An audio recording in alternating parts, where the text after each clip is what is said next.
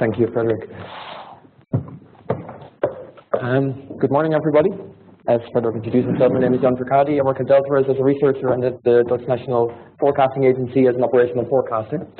I would like to share with you some results of some research that we've done a couple of years ago, and the research is in the topic of post-processing of atmospheric forecasts, so post-processing of precipitation and temperature forecasts, with the objective of reusing those post-processed forecasts in hydrology.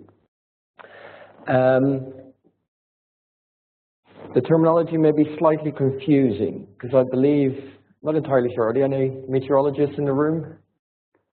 No, I think what we call post-processing is what you may call calibration. And what you call calibration, you know, for us hydrologists, calibration is a different thing altogether. But anyway, we're talking about statistically post-processing of forecasts. Just if you're interested, through the HEPEX website, you know, you can access these slides if you wanted to download them and look at the results in slightly more detail. I borrowed a trick from Albert yesterday, which is to start with my summary conclusions. I'm going to show you some post-processing results and verification results after we've post-processed these ensembles. And we noticed that post-processing improves scale. However, we've also noticed that if we then reuse those post-processed ensembles in a hydrological model to create streamflow ensembles, that the improvement in scale that we see in the streamflow is a lot less than the improvement in scale in the precipitation and temperature. So that's one of the main conclusions, I suppose, of this work. We think that's due to a couple of things, possibly because the rainfall to runoff process is strongly non-linear, obviously, because of the presence of storages that may kind of mute the signal in this particular basin, and because the post-processing techniques that we use may not necessarily maintain the spatial and temporal correlations that are important for hydrological applications. And what we find is largely in line with some of the other research studies that have been done on this particular topic. So just setting the scene, we're talking about hydrologic forecasting, we're talking about ensemble prediction, and we're talking about an attempt to reduce the predictive uncertainty. Okay? And here's the problem statement. We are using these numerical weather prediction products, and they're biased. They may not be biased a lot, but there's some biases. And what you see here is three different diagrams, three different plots. The one on the left is for temperature, the one in the middle is precipitation, the one on the right is stream flow. And what you see here is, the plots are similar in layout. On the horizontal, you see observations. And on the vertical, you see forecasts. These are the ensemble forecasts. It's taken from a 5-member ensemble. I'll go into more details later on. But what you see is these lines are the forecast mean and the forecast spread. They're animated, and the animation is a loop over time, with lead times varying from 1 day ahead up until about 10 days ahead. So, you know, the animation is with lead time. And there's a couple of things that you can notice. First of all, with lead time, with increasing lead time, the spread increases. Okay, that's something that we expect maybe, so it's good to see that back. You also see that some of these, at the extreme tails, and I'm pointing at temperature here, using the mouse, the extreme tails of the distributions, you see that the biases are larger than in the middle, maybe. You know, slightly difficult to see because there's lots of points here, but you can see that biases are a function, uncertainty is a function of lead time, and biases change with lead time. The same is true for precipitation. It looks very different, obviously, because of the limitation at 0. But what you see is that the spread increases with increasing lead time, and the biases are also a function of lead time.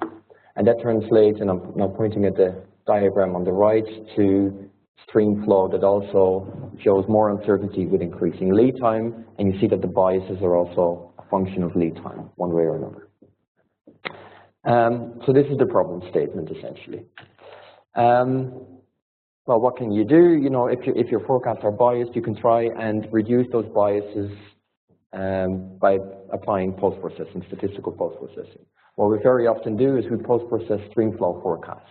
It's relatively straightforward, relatively easy, but maybe there's something something else you can do. You can maybe try and post-process the raw precipitation and temperature forecasts, see if you can make those better, and then hope that you're going to get better streamflow forecasts. So the research we defined was, to which extent can biases, and these are biases in the mean and the spread and maybe in the higher moments of the distribution, to which extent can these biases in streamflow forecasts be addressed through post-processing of meteorological forecasts? So we split it up in a couple of sub-questions. To what degree are the raw forcing ensembles biased?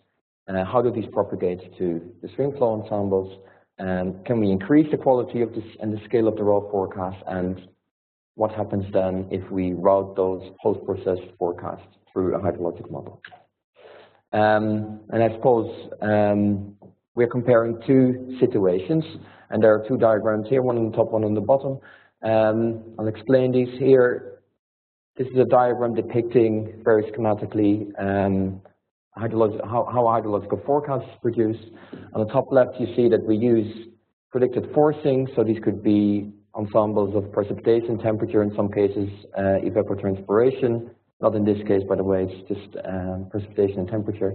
We route those through a hydrologic model, and then that results in predicted streamflow ensembles. And we're going to compare the results of this baseline situation, if you like, with a situation in which we add a post-processing step. We're post-processing precipitation and temperature ensembles within the context of hydrology that's often referred to as pre-processing, because we're applying a statistical processing step prior to the use in hydrological modeling. So that's the step that's added, post-processing from the view of the meteorology, but pre-processing from the view of the hydrology. And these are the two situations which we'll compare. We've done that using a case study. The case study basin is the Rhine, considerable river in Western Europe. Who's not familiar with the Rhine? Everyone's familiar with the Rhine, great stuff, almost everyone. The Rhine, of course, point of outflow is somewhere in Holland. There's multiple points of outflow, but for the purposes of this presentation, we've taken the point of outflow at Lobit here, which is very near the Dutch-German border. What you see is a couple of locations within the Rhine basins. First of all, this is the main point of outflow at Lobit. The green stars are some of the larger sub-basins or tributaries, if you like. One here, the Swiss, at the end of the Swiss Rhine. This is the Neckar here, the Main, and the Mosel River. And then the yellow stars are about 40, I think 43 smaller basins. And this will come back because later on we're showing some results depending on the spatial scale, and these are the different spatial scales that we're looking at. Anyway, study basin is the Rhine. In terms of forcing ensembles that we used as inputs, we were fortunate that we could use the ECMWF reforecast ensemble. So it's a 5-member ensemble, an ensemble for temperature, an ensemble for precipitation. We had ensembles available from 1990 up until the end of 2007, I believe. Not evenly distributed because of the reforecasting procedure that's here in this house. But these were the ensembles anyway, and this is just an example of one of the precipitation ensembles. So what you see here is the spatial distribution as a function of time of one of the members, in this case member number 3 or 4 if you so want. So this is what we use for forecast, for raw forecast. This is what we use for observations. This is the same data set that somebody else showed yesterday. I can't remember who it was. Anyway, this is the EODS data set. It's a data set available from the Dutch Met Office. It was established in a research project. I can't remember the name of it. But what they've done is they have this data set starting 1951 up until very recently with daily values of precipitation and temperature on a grid over most of Europe. It's freely available, so if you're interested, go and have a look at that website. Anyway, this is what we use for observations to match the forecast that I just showed you. Then we use a couple of post-processing techniques. For temperature, we use 2. We have the quanta-to-quanta transform, which is a very basic unconditional post-processing or bias correction technique. And we have the slightly more advanced linear Gaussian regression. And in terms of precipitation, we use the same quantile-to-quantile transform, and we also use the Hamel implementation of logistic regression. The way that they're implemented is very similar across all of the techniques. We have a predictant y, which could be the observed temperature, precipitation, or stream flow. We're just going to assume for the moment that they're unbiased. You know, they're probably not, but in the context of this study, that's the best we could do. And then we have a couple of predictors, in this case, about 5 ensemble members for each of these predictants y. So then we have a bias-corrected forecast, which gives us a probability distribution of the predictants conditional on the predictors, in this case the ensemble. We do that for each lead time and each location separately. That's important to keep in mind. We do it separately. And to try and maintain some of the spatial and temporal patterns, we then apply the Shaki shuffle, which is a technique, I think it's some sort of copula technique that tries to bring back any spatial and temporal correlations that you've seen in your observations prior to application. We've used 3 cases here. Case number 1 is the uncorrected temperature and precipitation ensemble forecast, so that's indicated by rho. Then we have a case with the very basic, very simple, if you like, bias correction technique, the quantile-to-quantile transform, so that's that we apply to both temperature and precipitation. And then in one case where we use the more advanced methods, meaning the Gaussian regression and the logistic regression. And these are the 3 cases that we'll compare with one another. Just in terms of how we're going to verify it, we're going to verify stream flow against stream flow simulations. This is slightly misleading, what it says here. We verify temperature and precipitation against observations, but we verify stream flow against simulations, just to eliminate the biases that are possibly introduced by our hydrological model. Of course, in real life, you're interested in those biases as well, but for the purposes of this study, we're only interested in the biases coming from the ensembles. So that's why we verified against simulations. We're going to show scale relative to sample climatology for all 3 of the cases. We're going to show some conditional verification, meaning that we're going to show verification for all of the data together, but also, for example, for the top 10% of the data, for the top 5% and up to the top 1% of the data. And just to see if we post-process a whole lot of data, how does that translate into maybe the top 10%, which you may be interested in for whatever application. I'm going to show 4 different metrics: the relative mean error, a Breyer's probability scale score, CRPSS scale score, and a relative operating characteristics scale score also. There are more, there are decompositions, but I'm going to show you these 4 only. And these, for good order, let me mention that the metrics are computed using the ensemble verification system that was developed at the National Weather Service by James Brown et al. The plots that I'm going to show you look very much like this. You're going to see a value of P, which is the value of the paired observation, meaning that on the horizontal, meaning that at 0, we're going to look at all of the available data. For example, if you look at P equals 0.99, that means that we're only looking at the top 1% of the observations. Okay? So to the left, we have all of the data. To the right, we only have extreme events, if you like. And all of the plots are oriented such that there's a metric on the vertical with the best possible value on the top and the worst possible value at the bottom. And if there is a baseline, then that may or may not be indicated by a gray line that indicates 0 scale baseline. Okay. So here are some of the first results. These are the results for temperature. You see 3 different columns: 24-hour lead time, 5-day lead time, and 10-day lead time, which is quite a bit, obviously. The rows indicate the different metrics that I just mentioned: RME, CRPSS, BSS, and the ROC score. And on the horizontal, as I explained, we're looking at either the full sample or conditional samples.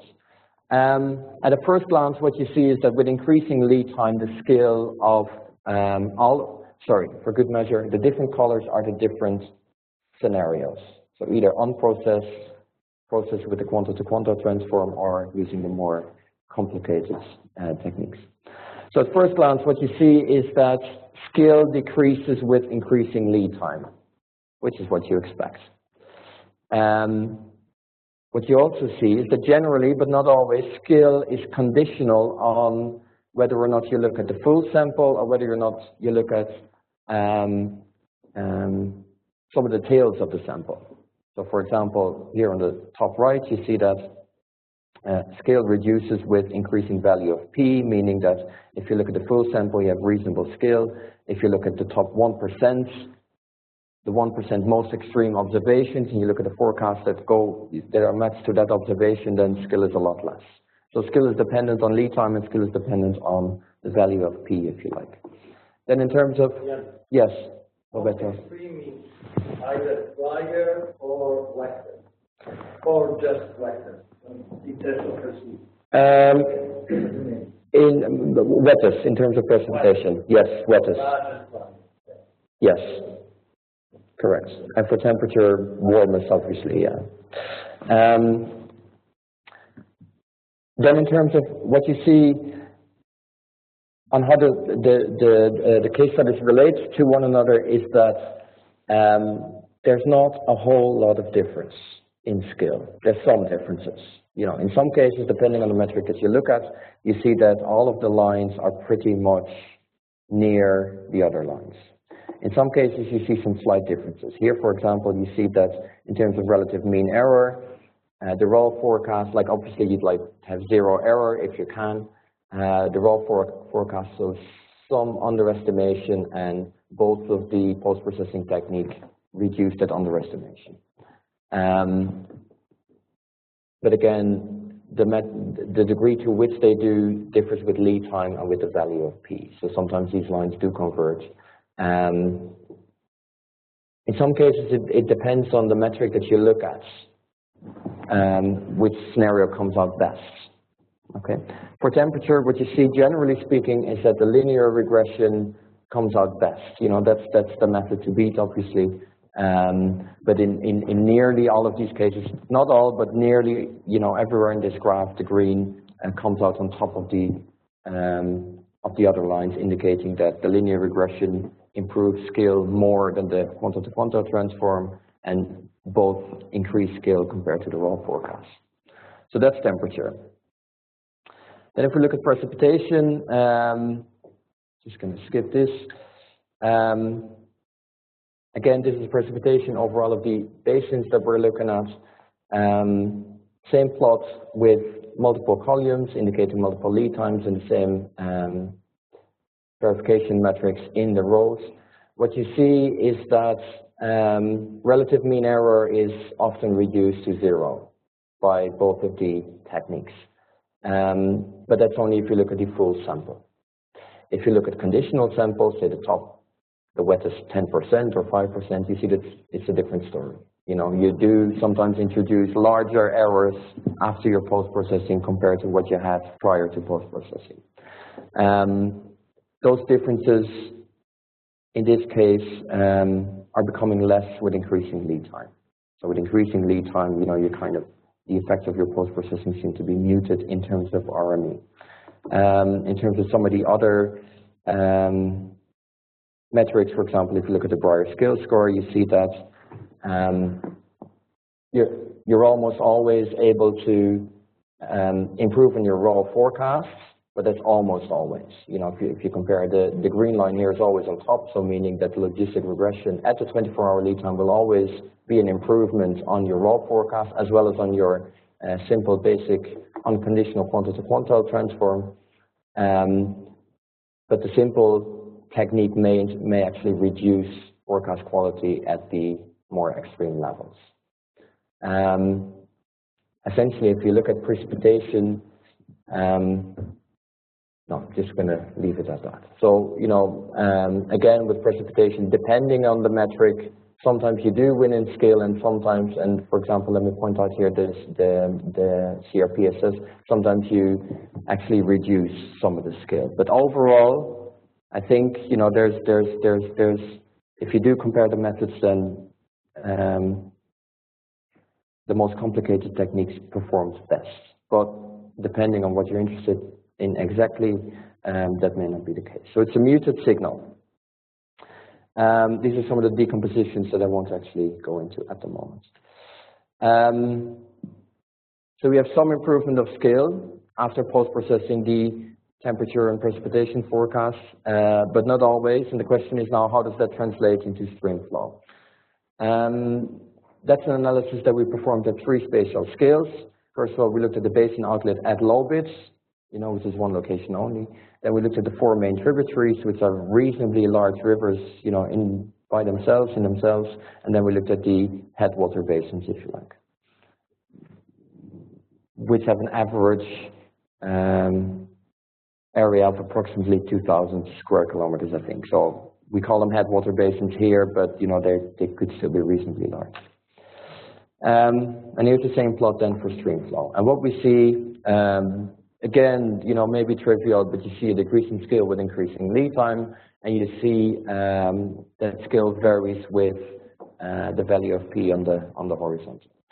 You also see that most of these lines are more or less not entirely equal, but there's no significant, very large differences between the 3 cases.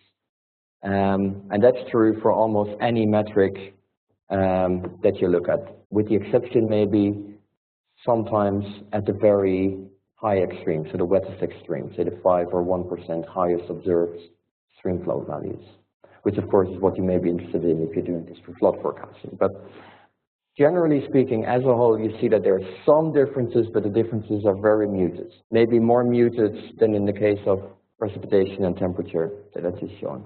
And this is for the 43 headwater basins. Then if you look at the 4 tributaries, so the larger basins, not the basin as a whole, but the larger basins, you see that at the lowest lead time, there's no difference in scale. That's maybe slightly trivial in the sense that at the 24-hour lead time, there will have been no chance for the precipitation signal to actually show up in the Streamflow signal. So we'd be interested in the longer lead times here. And then we see that in the bigger scheme of things, scales are still very similar across the 3 scenarios that we have. But you see some differences showing up, and again, at the higher, at the more extreme levels. Funnily enough, here it's not always the case that the most advanced post-processing methods show the best results in terms of hydrology. And then the last slide that I wanted to show you in terms of results is the Streamflow of the Rhine outlet at low bit, so that's the basin as a whole. Again, at the 24-hour lead time, you will not see any signal of any of your post-processing steps just because that water has not yet flowed past the outlet. And at the longer lead times, there are some differences depending on the metric that you look at and depending on the value of P. And again, it's not always the case that the logistic regression and the linear regression result in the best Streamflow forecast. So just to come back to my summary conclusions that I showed you earlier, I think it's fair to say that post-processing of temperature and precipitation improves on scale, largely so. Not always, but largely so. However, that improvement in scale does not propagate to your Streamflow forecast.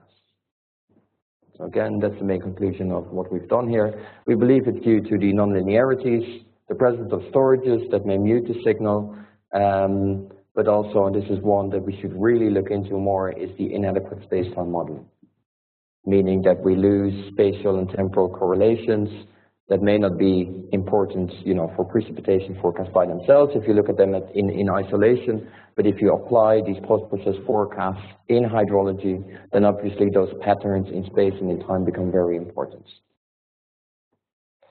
And again, this is in line with what we've seen elsewhere. If you're interested, this work has been published in Journal of Hydrology, so you'll find it there. And actually, I'm going to leave it at that. So thank you for your attention, and if there are any questions, I think there are a couple of minutes spare to take them. Thank you.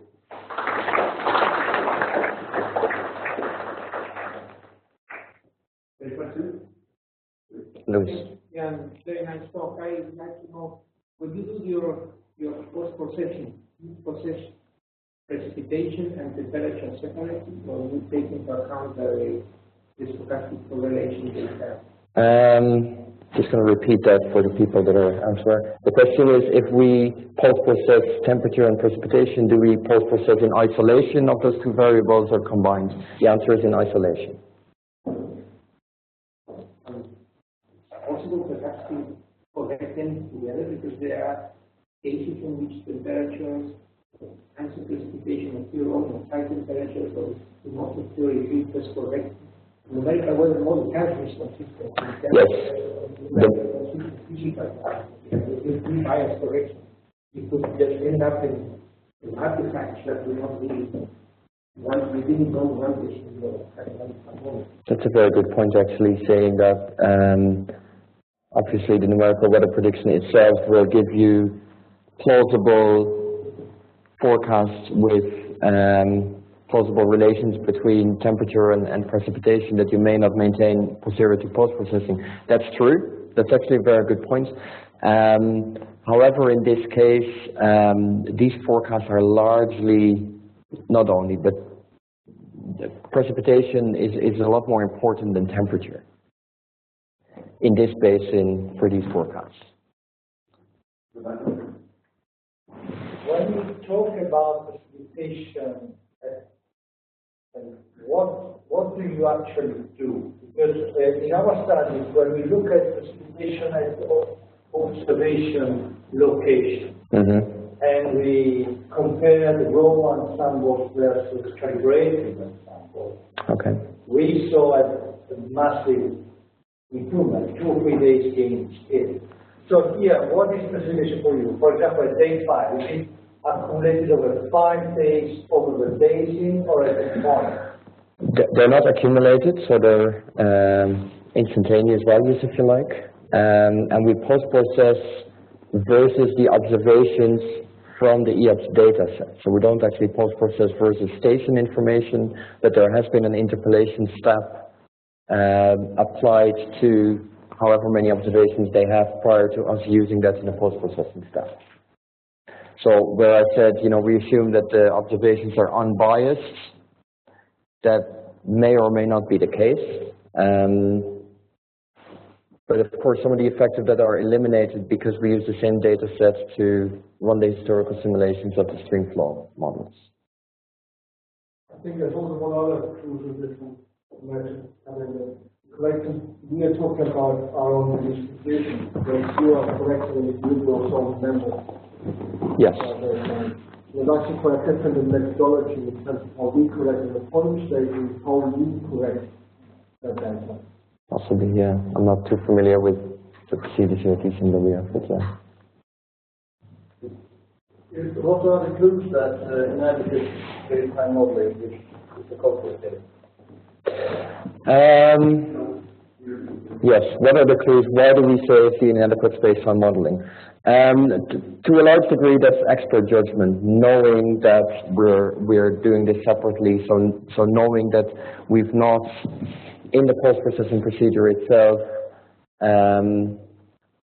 made sure that these correlations are maintained. That and additional literature, and we have done some analysis, and I forget the name of these plots, but where you try to look at those spatial correlations, and you do see that they change. So there's some analysis, but that could be more extensive, yeah. True. Okay, no more questions. Thank you again, Jan. Okay, thank you. We'll go on to the next.